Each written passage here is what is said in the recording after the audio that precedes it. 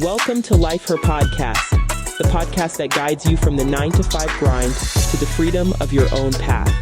Discover how to conquer life's challenges while pursuing your passions with unwavering faith. Because being an entrepreneur is not easy. So let's get to it. Hey everyone, I'm Yvette Lloyd, host of Life Her Podcast. I have two incredible guests, Candice and Nabeeh. They are the founders of CreativeJunkFood, an award-winning multimedia creative studio based in Washington, D.C.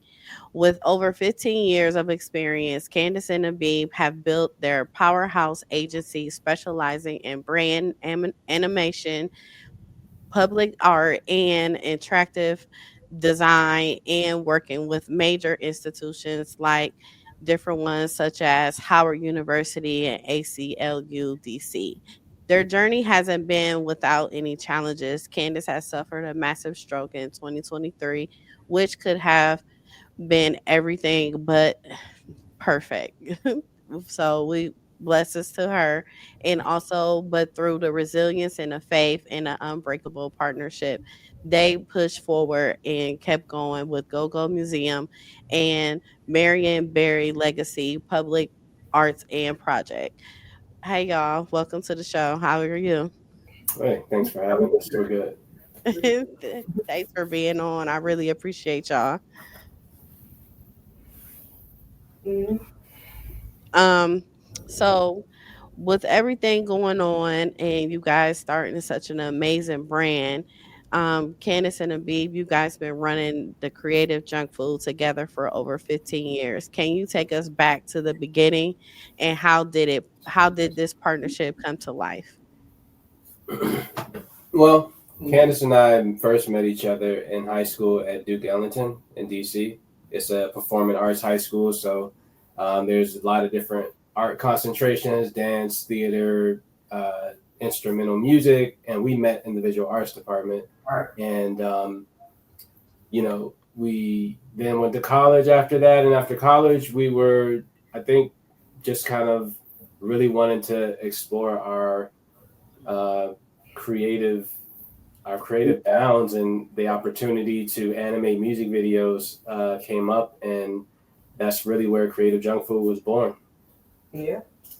That's super dope. So what are some of the biggest challenges that you face when launching the Creative Junk Food, and how did you navigate them together? Money. Yeah, we just kind of, we, got started, doing, like I said, animation, music videos or whatever. So we got started doing that. Then we eventually did our PSAs, and did public arts, like workshops and stuff around the city. And then, what I'm saying? We just basically grew from there. That's cool. So you guys been business partners and best friends for years. What makes you working together as a dynamic duo stay strong, and how do you handle creative differences? I think just the understanding that, like, even though we started it, it's not really a situation where we have to be continually staying in the same roles that we started in. Right. Understanding that there's an evolution to it. If you're going to grow, expand, if you're going to create more time for yourself, it means kind of, keeping your ear to the street, if you will, and knowing that things are going to change and you got to change with that. And I think that evolution and just being able to look back and think of the times that it was just the two of us, when it came down to getting a project done and overcoming some of the difficulties with that, that's always inspirational and helps you push through difficult times. Yeah, that's true. So Candice, you suffered a massive stroke in June of 2023. Nabeeh, you have played a big role holding things together as far as in her recovery. How did his support help you navigate the challenging period of your life? Honestly, like, his support was kind of everything to me because, like I said, I was just going through something that was massive at the time. And it's still like a healing journey, so I still have a lot to, grow and do. and kind of, just show myself, that I can still kind of do it. It's like a long journey. It's, I'm far from being done. But I would say as far as like Nabeeh is concerned, is really like, I mean, he literally just kind of, like I said, he hold it down, when I was, and he kind of really kind of kept it going. So when I did come back, like I came back, to like, it was like I never left, and I feel like that's important for a partner to really kind of just, just like really, be there, be supportive. Like he came up to visit me, we took boxing together. I mean, we did everything, as far as just, even outside of the business relationship, it's just, he's my best friend. And yeah, I thank him every day for that. So That's cool. That's a blessing for real. It's Yeah. hard to meet people like that. And not to interrupt, but one thing that I found during that process is, entrepreneurship is hard enough in and of itself. And you have to think about so many people who may be solopreneurs or don't have a lot of support, or people who may become sick, injured, or deal with, tragedies in their own family. It's a lot of things that can like zap your mental health, your physical health, your inspiration to continue to do this stuff. And so, just during that period, I just saw how valuable like partnerships in the direct sense and in the abstract sense actually, help people to live well balanced and healthy lives. And nobody can tell you how to prepare for you what may be a tragic situation at some point in your life. And oftentimes you're questioning yourself, what do I do? Who do I have to become? And what's next, And so those are all questions that both Candice and I have been asking ourselves during and since that time. And, again, this goes back to keeping your ear to your own internal street, and also paying attention to, those around you and being as attentive as best. Yeah, that's true. You know what? You guys going through that, I admire you both for even just staying connected and keeping a friendship together. Sometimes people's egos get in the way, self-centered ways, and people taking things too personal or out of context. And it's a blessing to see that you both are still cool and still striving and still going. Thank you. yeah, absolutely. Yes. I mean, I just, like I said, like he, I feel so grateful, I said to have him, for his, his support or whatever. And like that just gave me, to, the strength I needed, to go on, to continue, So, and it's still, like I said, it's still a hidden journey, I'm still not where I, want to be, but I mean, I'm growing every day. So, and like I said, it's just a blessing to be alive. So I'm grateful for that. Yes, it is. So, how did this experience change the way you approach leadership, teamwork, resilience, and in the creative industry? Because you guys have a whole nother, like a whole team with your company. Yeah, I mean, we contract with a lot of people, but the people who we do work with, we do look at them as our team, because these are people who we found that we can trust and go back to, and can really, put their heart and soul into the projects that we work on. So I would say that, one of the biggest things is to not have one point of failure, for example, just something as simple, if you're working in a digital space, something as simple as keeping your files in places where they're always accessible, whether you can get to them or not, but just not in one single place.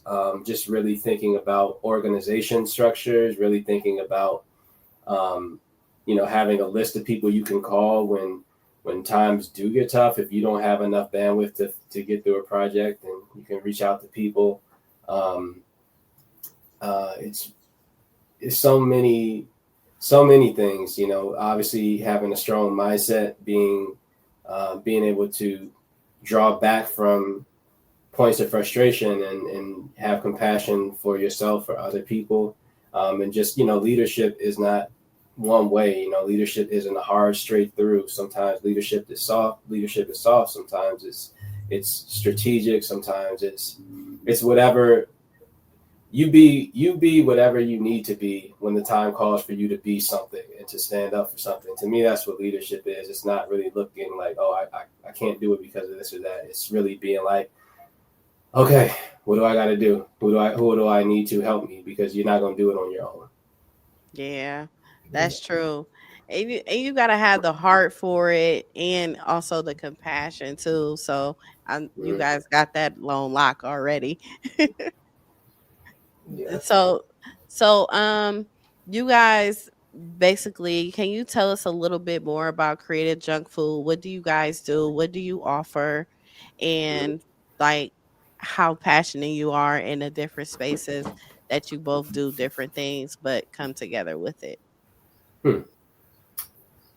Well, I would say I'll start by saying what we used to say about Creative Junk Food. We used to say all the things we did. Okay, we could do animation, we could do graphic design, logos, websites, murals, whatever. But nowadays, simply to summarize it, Creative Junk Food is a branding and digital marketing agency.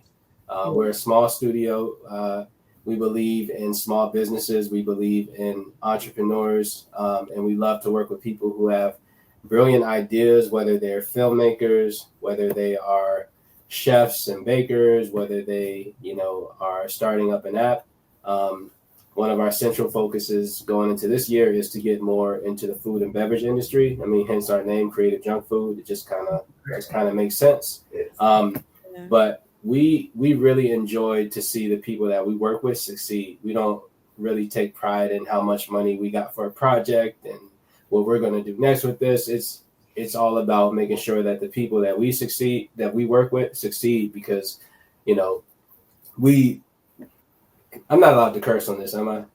You could be yourself. Okay, because I was thinking about this when I run sometimes in the morning, and I was just thinking, man, we really give a fuck. You know what I mean? Like, we're kind of like stuck to our clients when we work with them. Like, we don't just like abandon them in their time of need. Like, if they need something outside of what we may have agreed to, we're always willing to find a way to work with them, because at the end of the day, people don't put their lives into this stuff for it to only last for a little bit of time. People are trying to change their family trajectories. People are trying to cement their legacies and, just do something greater than themselves. And so I feel like we're a cog in just about anybody's machine in that regard, because we totally take on the mindset of the people who own the business, in the sense of like, this needs to succeed, this has to succeed, and people need to know about it. Yeah, that's so true. Because, like, branding and marketing can be so difficult. And people like y'all that come in and help different brands will make life so much easier for us to be able to, like, navigate our whole brand and stuff. Because so many people have ideas when they have a business and they have the vision and everything, but it really takes y'all to actually put it together and bring it to life and make it look so amazing and give us even the boost of confidence, because I'm telling you, the It's posting hard. those, oh my God, It's hard. Man. I mean, it is. I was talking to somebody about this before. I'm like, even within ourselves, we probably paid over $30,000 to other entities to try and help us to do certain things. And seeing that and experiencing these things, I found where, like, you don't need as much as they think they're offering you. They're still offering some value, but might not be as much as they're charging for. So, like, I kind of approach what we do even with that mindset of making sure that there's, the value aspect of it first, and making sure that it's not seen as solely a service that we do. We don't just come in and paint the walls and leave. Like, we assess the entire building. If we're looking at this metaphorically, we think about how this color communicates. We think about how, you can communicate that to people outside of the building, and just bring it back, because there's a lot of people who, you give them money and they do not care. They really, they only care about as much as they feel like they should. They don't wake up, they don't go to sleep with your problem on their mind and solutions for it. And I feel like that's what we do. Like, and it could be stressful, But I think that's, that's kind of what we do. It's one of the values that we provide for people. It's like, yeah, let's be you stressful. Let's take some of that off in this regard, and you know, um, help you on this side of things because we want you to succeed. Yeah, because it could be real difficult. It's really kind of like working with a contractor for your home.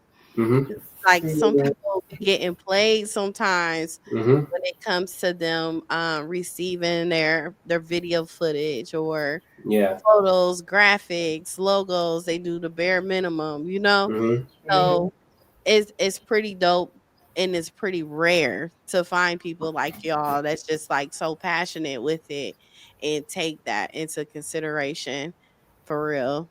That's really Absolutely. dope. Yeah. Huh. Thank you. So your studio is known for pushing creative boundaries. How do you keep your ideas fresh and stay ahead of the fast evolving world of multimedia and design? Hmm. Well, I mean, there's so many resources out there. Constantly kind of staying on YouTube University and seeing what people are, sharing, um, doing things that don't necessarily correlate to on paper to what we do. It could be, you could take a dance class and get inspired, for something. So just keeping life fresh, really. Like it's what you do outside of all this stuff, because you can. Everybody claims that they have an answer for this, that, and the third in the thing you do, but sometimes you have to step outside the thing you do for a fresh perspective and just understand life is always changing. Life is always evolving into, you know, something. So that's my take. I don't know, Candice, you can offer yours. Yeah, I mean, it's also just like I said, what I'm saying, whether, it's going to the beach or going to a mountaintop or whatever, what I'm saying. It's about kind of creating a new experience, experience for you. And then, that in turn creates a new experience for the audience, whatever, you know what I'm saying? So it's like a balance, you know what I'm saying? Yeah. It's just like I said, it's like life is so worth living. And even, Mm-hmm. what I'm saying, everything that's going on, it's just, I don't know, it's worth living. And like, I mean, honestly, like, and I feel like that's enough to And want, kind of keep wanting, what I'm saying, keep holding on. and creativity is such an energy exchange Yeah, in right. that Yeah. regard. So if you're uninspired creative, it's going to show in what you produce. And so like you have to find those pockets of inspiration to lend that to a project, even if it's the music you listen to in the morning that gets you in the right mode. So as a creative, that's kind of like one of the unsaid things that's happening is you're exchanging an energy and you're putting it into something, and people are interacting with that. Yes, that is so true. Can you guys walk us through your process of taking a project from a concept to an execution, and how do you balance creativity with your client expectations?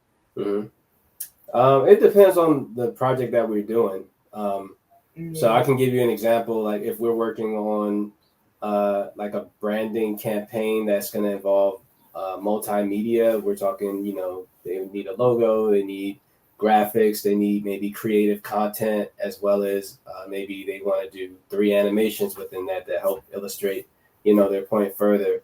The first thing is always discovery, and that is the investigative process where we're kind of getting to know as much about the people, the problem, and exploring like potential solutions and how we'll sort of do something. Like, is the animation going to be voiceover? Is it going to be completely just audio that guides this thing, sounds, what have you? And then we start to kind of conceptualize a palette of like design. So that's where you get like style frames and design comps, kind of seeing what the client likes. And by the way, like we're signed up on a contract to start all this stuff. Like we Right. always start our projects with a contract. And side note, sometimes when you start a business, especially a creative one, you want to be mindful of the clients you work with, because sometimes your clients can train you in a bad way, and you can train your clients in a bad way. So there's always teaching moments when it comes to this stuff at times, just respectfully, obviously. But we've dealt with people who didn't understand that part. But if you want to keep your business structured and you want to get to ultimately where you're going to be, you want to be training yourself in the right methods and practices. But yeah, so with that conceptualization process and getting agreement from the clients, then we go into like our design and execution. And along the way, there's always approvals and things like that we have with our clients. So multiple steps in there. And because we do, like I said, we do multiple things, there isn't, one straightforward process that I could say about it. But, if I did have to summarize it, it's discovery, concept design, getting approvals, then kind of taking the best of the concept and then turning that into the actual design that's going to be relayed. And then from there, you start building out, we call them assets. And then you put those in their proper format.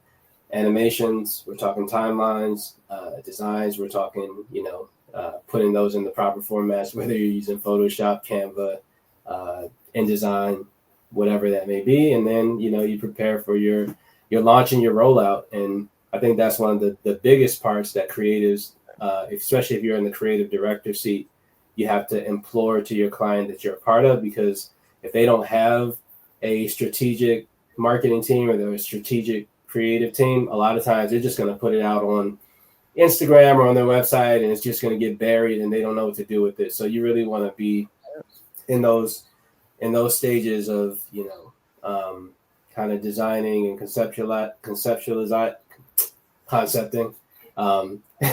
You want to be getting your client to understand that those different platforms that things are going to live on, and how they're going to get the most mileage out of it, so that your work isn't done in vain and they're not paying money for something that's not going to come back to them. Yeah, that's true. So when many creatives struggle, because I know a lot of them that do. Mm-hmm. So when they struggle with the business side of their work, pricing, scaling, and building a sustainable brand, what are some of the key lessons you've learned about running a successful creative agency? Yeah. I would just say the frustration is unavoidable. Like, you're always going to feel like, oh, they're not paying me my worth. They don't want to pay me my worth. I think one thing is to know the value that you're providing so that you can communicate that clearly to the client, and ask questions, like if somebody throws out a number, or wants you to throw out a number, people often say don't be the first person to throw out the number. First person throws out the number loses. But sometimes the first person who throws out the number sets the tone. But you want to ask that with the right questions. And sometimes there are clients who you don't actually want.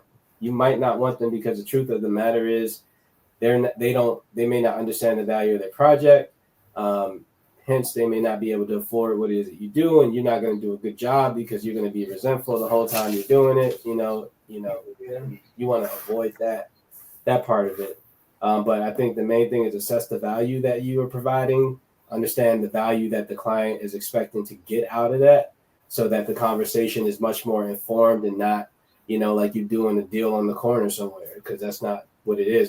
This is your life. This is their life. You're spending weeks at a time on this when you could be, hanging out on a beach somewhere,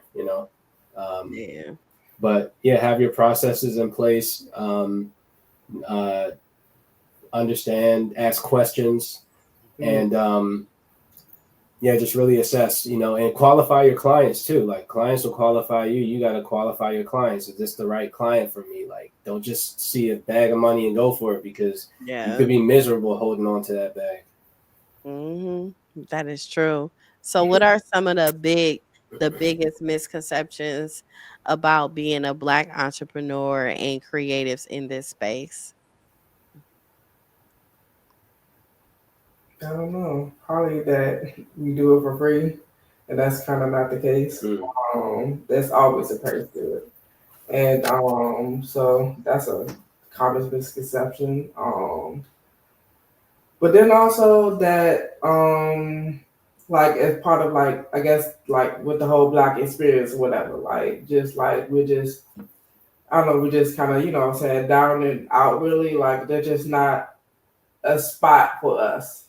You know what I'm saying? A spot for where we can kind of, you know, show ourselves, you know what I'm saying, as far as what we do and who we are. And so and that's why I feel like maybe I don't know, like I mean, I think, kind of piggybacking on that, like sometimes you can be pigeonholed and sort of like, oh, well, they look like they only do Black things. But I think the caveat with that is a lot of people work within their networks. And, if you don't have the network with other people, say of other ethnicities or whatever like that, then, your work is going to present a certain way. I mean, I come back to, at the end of the day, what's good is good. And if I think if you're working with a specific type of clientele, say, for example, you're working with people who are in the sports industry, then I think it's going to appeal to that sports crowd. But I think one way to so here's my thing.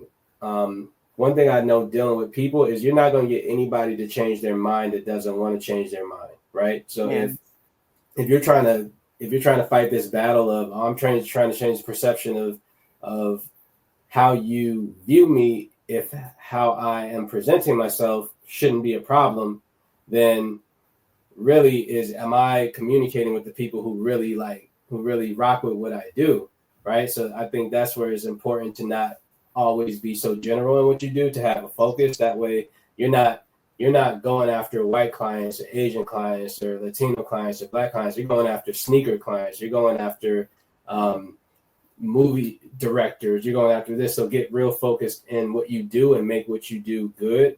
And then another common misperception I think that could happen with Black creatives is that you're supposed to do all the work yourself, your hands. Like not only are you supposed to be the creative director, but you're supposed to be the animator, the illustrator, the designer, the web developer, the painter, all these things that takes entire teams of people to do so that you can free up your bandwidth to see the overall picture and guide and direct.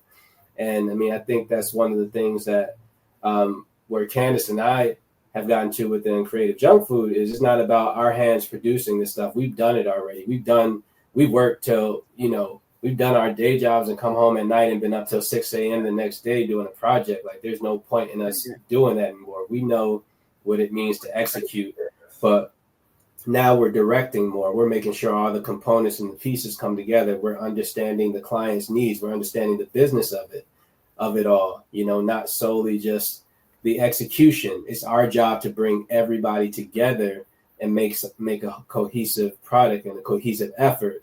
It's like when you see Beyonce, people don't realize you're not looking at Beyonce. I don't know her middle name, Knowles. You're looking at a business, and there are many tiny people inside of that business making it run, and she's the face of it, right? She doesn't do it by herself, but she presents as that because she encapsulates the brand, Yeah. And so that's the thing that's the thing I really push for when it comes to just creatives in general, and particularly Black creatives. Like you can't be 50 years old doing the same thing you were doing when you were 25. Like you got to spend time with your family. You got to be planning for retirement. You got to get some freaking sleep, for God's sakes. You know what I'm saying? So like that, anybody who wants to pigeonhole you and, oh, well, do you do this? Do you do that? That's where you gotta reroute the question, find out what their concerns are. What's your concern here? Because if you're looking for somebody who can just do a task that you want to direct, then you can go on one of these online marketplaces and struggle with that. That's true. Yeah. So you both believe in mentorship and uplifting the next generation of artists. How do you incorporate mentorship into your business, and why is it so important? Yeah. We have had a number of interns over the years in different aspects of our business. And I feel like we're always looking to pay it forward. Like when we see, somebody who's talented but is looking for opportunity, I think it reminds us of ourselves. And so, we will work with those people. We'll, see what they can do. And, sometimes these people end up far surpassing us. And that's a beautiful thing. Like one of our animators that we work with is a kid he graduated from Bowie State University in Maryland. And his name is Keith. And he's become a great animator, motion graphics artist. And when Candice went down, there was a project that we did for the group Little Brother. And that was a very short turnaround project. And I was able to hit Keith up and be able to explain to him what I wanted to happen in this. And he was able to really kind of run with it. Whereas somebody else, I would have had to do so much more work with them, on that. So it's a beautiful thing to just see how far people like that have grown. And then some of our other interns that work at places like Cartoon Network, or another one of our interns who just graduated from Howard with a computer science degree, who's helped out on website related projects. It's great to know that we're making an impact in the lives of somebody whose journey is just starting, who's probably going to be able to do the same thing for somebody else, Yeah, that is super dope. So after 15 years in business, what's the next Creative Junk Food and basically like their upcoming projects or big goals? I would say, I'll say this and I'll let Candice speak her piece on it. But I would say that, we're putting much more of a focus into the digital marketing aspect and the marketing strategy because we see that we can give people a great product, but they may not always know what to do with it. It's like giving somebody a Lamborghini and never teaching them how to drive. Yeah. Disaster is going to happen, or it's going to sit in the garage forever. And so we want to help bring it full surface for people. We're putting more of a focus, and we'll still help small businesses, but I think our primary focus is going to be within the food and beverage industry, and even looking at that aspect from a public art standpoint, like what we do outside of the client requests and things like that. And yeah, we're in the process of doing much more marketing to let people know, for ourselves, to let people know about Creative Junk Food and people behind it, who we worked with, and planning to release a couple of projects this year, in particular one called Sammy the Saver, which is a financial literacy comic book character who we created. And there's going to be a few stories about that, and those are going to be really fun. And yeah, more intellectual property, more just being in front of this and really claiming our spot in the creative world of branding and marketing. Yeah. It's so crazy. I have a lot of friends that do creative and marketing and a lot of things like that. And y'all be so dope, but y'all do not post nothing. Like sometimes it's so hard because it's like sometimes it seems like you guys get in your own way sometimes, or you just do so much work, you be focused on your clients. And then at that, when you have such a dope business, when you could do it, you dope, it's like you just do it whenever you want to. Sometimes do y'all find yourselves being that way? I mean, yes, I think we, do sometimes get in our little hole a little bit, what I'm saying, to just kind of focus on the client and, say what they want. And we sometimes forget about ourselves. Yeah. But I mean, I feel like, what I'm saying, now, with with Instagram, what I'm saying, and, stuff like that, I feel like we, what I'm saying, we're getting there, what I'm saying. Yeah. I mean, we definitely recognize that it's a part that's missing from the business. And, we'll try and do certain things like every now and again, we'll do something, but, consistency is key and communication is even bigger than that.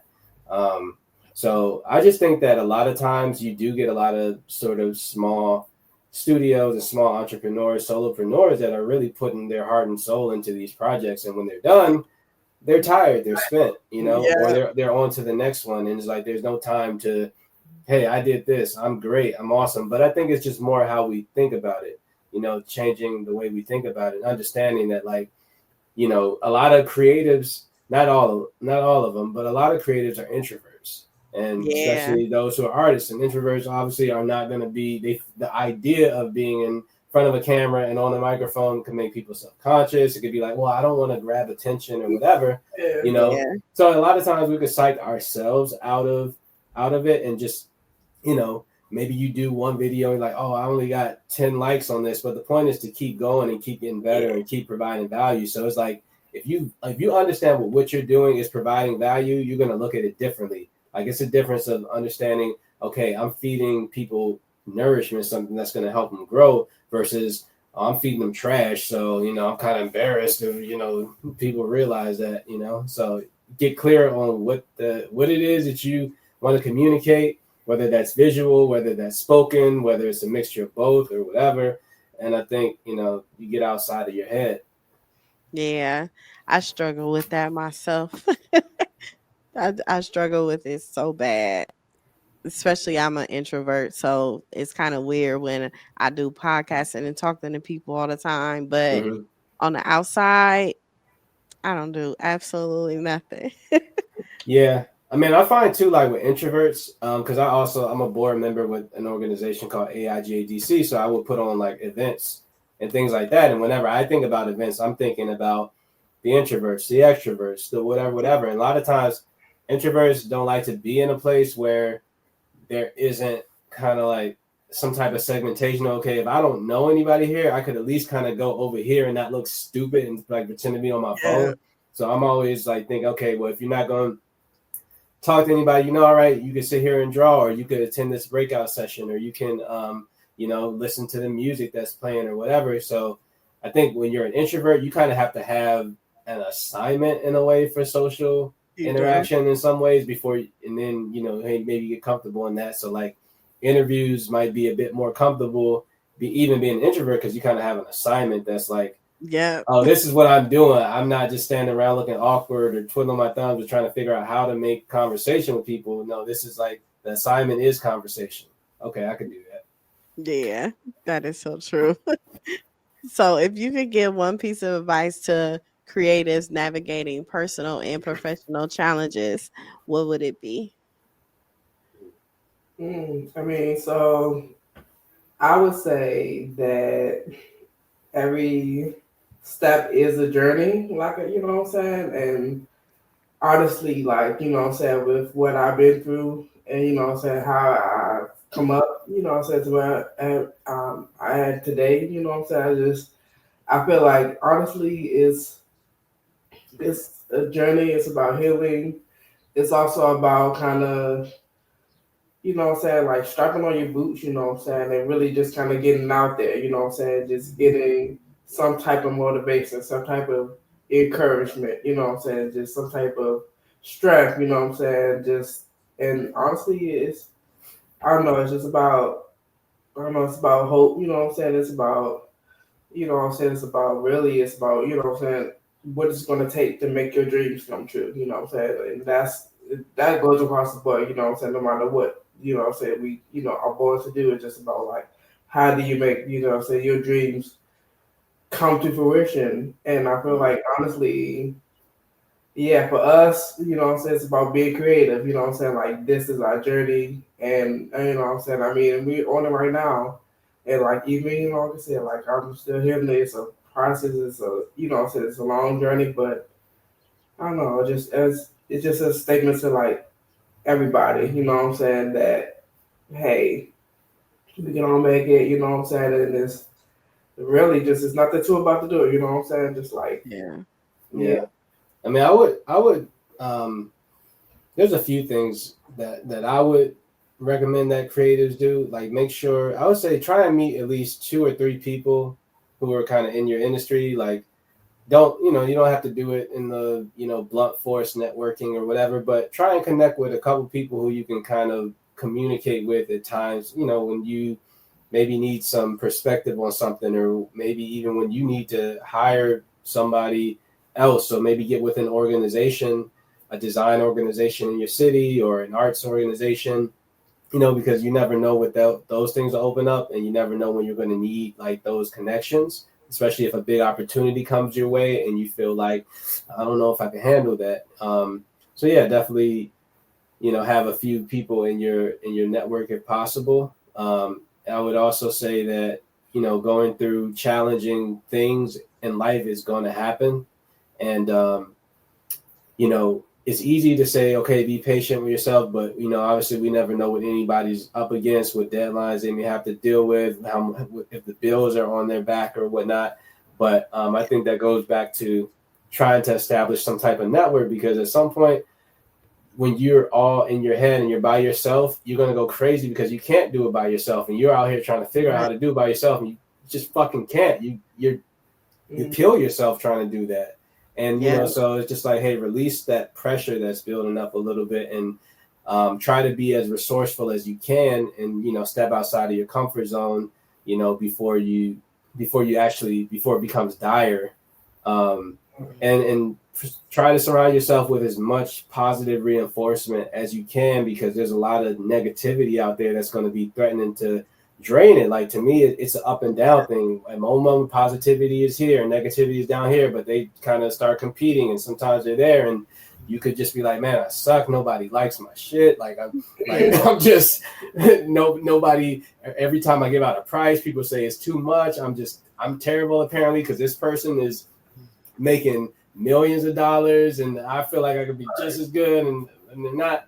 Just like, sometimes you have to, get outside of that, change the script. And, within all of these problems that we face, there is one common denominator, and that's us. And that's not to say that we're wrong, but it's to understand, well, what can I do better before I could tell someone else to do better? Or, you know what I mean? And doing better could mean not dealing with these people no more. It could be, taking a whole different route. So, and I think that's the power of having, that network, because you have somebody like me or Candice in your network. We would tell you something like that. You know what I mean? Like, I could be down all week and feeling some kind of way, but when somebody calls me to ask me about my take on it, I get like this, and then I get inspired, and they get inspired. And it's like, yeah, let's go take on the world. You know what I mean? So, yeah, I can see that too. I can. So that's super dope, because like in this type of industry, it can be really difficult. It can be really discouraging sometimes. And it's like, damn, like when can I have my moment, because you know how dope you really are. So it's like that opportunity, and then y'all been putting in work for so many years, So it's just like, it just takes those blessings, but sometimes we gotta cherish those little small ones, for you sure. know and it's a stepping stone, and people be watching, and you'll be surprised. I'd be surprised sometimes of some of the people watching, or some of the people that's even following me that I didn't even know that was following me. But it's just like, it's gonna, the moments will come, and we just gotta cherish them, Yeah, for sure. Absolutely. I mean, everybody's looking for inspiration. That's one thing I noticed. Like, we're all looking for it. And we're not looking for it solely so we could hear somebody talk about themselves. We're looking for it to empower ourselves. We're looking for that rocket fuel that's going to help us, get up when we're feeling down, because you need that. You just need somebody, you down this way. You need those words that's going to make you raise your eyebrows and be like, oh, word? For real? Yeah. Okay. I didn't even think about it that way. And yeah, and that's the thing. Like, understand you're creative, which means your thinking is boundless. And just like, man, I'm struggling here. Where is it less of a struggle? Or how can I make it less of a struggle? Or, how can I get a small victory that can have a big impact? You know what I mean? Like, like what? And sometimes, like, I think too, like, we spend so much time in service to others that we do.